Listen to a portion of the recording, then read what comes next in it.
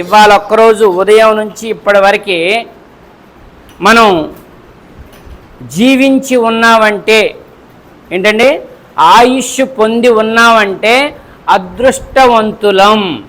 ప్రపంచంలో 800 కోట్ల మంది ఉన్నారు. అర్థమవుతుందా?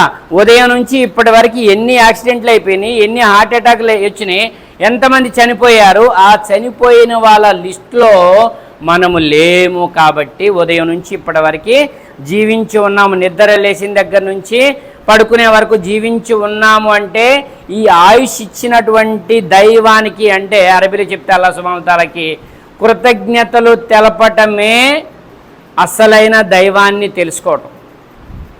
ఎందుకంటారా, రేపు ఆయుష్ ఉంది కదా, మళ్ళీ రేపు నిద్ర లేచిన దగ్గర నుంచి మళ్ళీ సాయంత్రం నిద్రపోయే వరకు ఆయుష్ని నీ దగ్గర ఎన్ని లక్షలున్నా, ఎన్ని వేలున్నా, ఎన్ని లక్షలున్నా, ఎన్ని కోట్లున్నా, నీకు ఎకరాలున్నా, ఎండున్నా, బంగారం ఉన్నా, రేపు ఉదయం నుంచి సాయంత్రం వరకు ఆయుష్ని ఆ డబ్బుతో కొనలేవు.